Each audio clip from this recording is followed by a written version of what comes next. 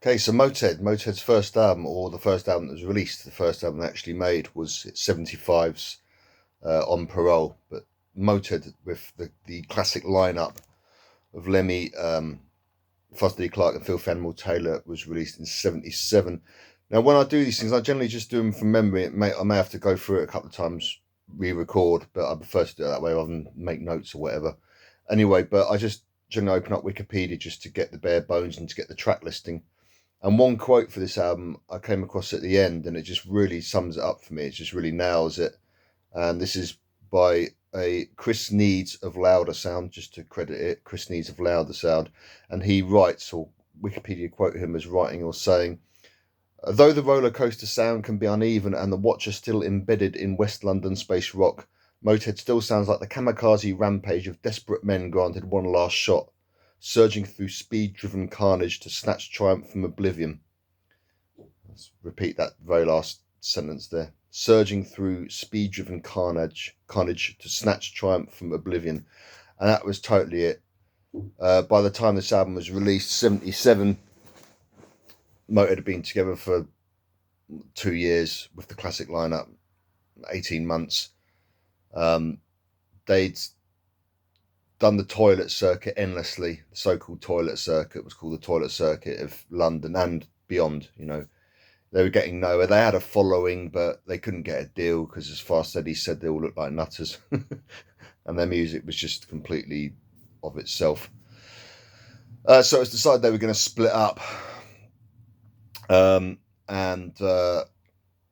Filthy Animal Taylor said he didn't want to do it anymore, and he'd thrown a Benny, he'd lost his cool and kicked the side of the van one day after a gig and broke his toes and all this sort of thing. And Fast Eddie said they were living in squats and like almost literally starving. Like apparently Lemmy used to come around to Fast Eddie's squat, and if there was Fast Eddie had cooked his breakfast, there was still some grease in the pan.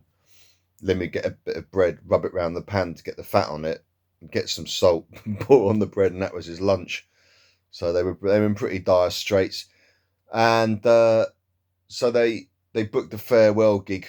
I think this was early 77 or spring at 77. I'm trying to have a look now, see if I can find it. Anyway, well, they booked the farewell gig at the Marquee, and Lemmy knew Ted Chiswick of Chiswick Records, and he said, "I'll tape it for you. I'll tape the farewell gig." And Fast Eddie said, "So at least we had something to put on the fucking table or tape." Someone's tape, but I think he said on the fucking table. Something happened there that they couldn't do it. Either Ted Chiswick just didn't turn up, or the Marquee wanted 500 quid, some sort of recording rights to put a tape machine in place to record the gig. I mean, it's laughable now, be all smartphones, but this was 77, different world. And but Ted Chiswick saw him afterwards. He said, "If you want, I'll book you some time in my studio in Kent. Kent is a county outside London. I'll book you some time there so you can record a farewell single." So they went down there to record, and straight away they said, "We're not going to do a single." With the engineer Speedy Keen, they just went on a mad booze and speed bender. Speedy Keen. Yeah, just they were going to record an album. They said, "Bot balls to it.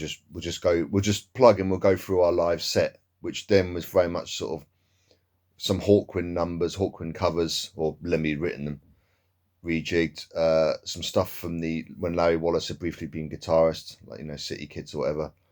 And I don't know, did they even record that number on the album? Anyway, that sort of period, and a couple of newies like White Line Fever, which I think was the first song Lemmy,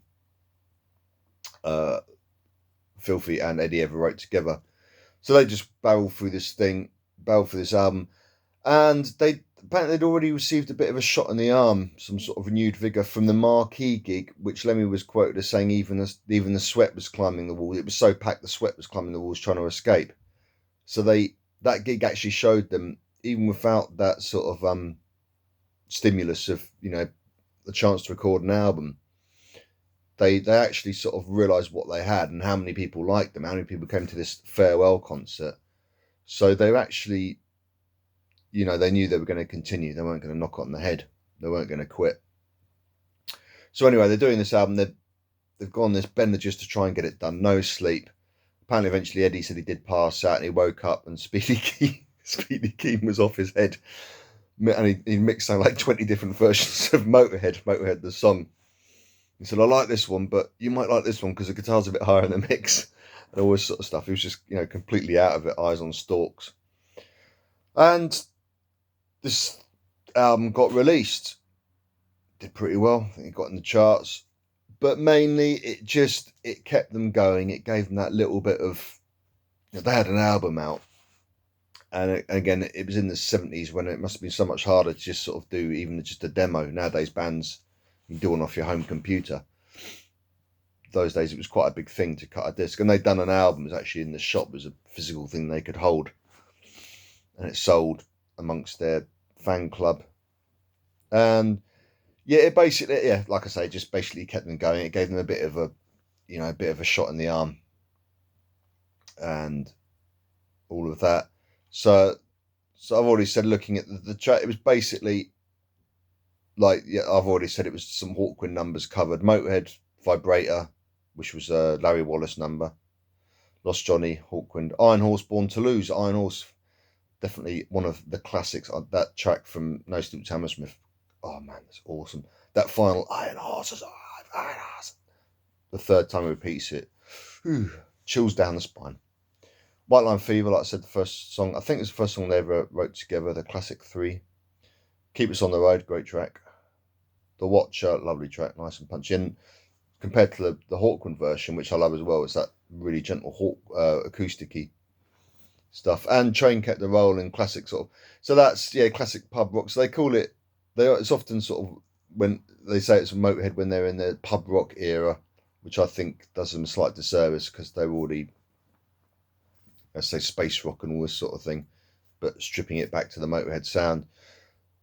But they were still a bit of a way from reaching Overkill when it, for me, it truly became, you know, Motörhead.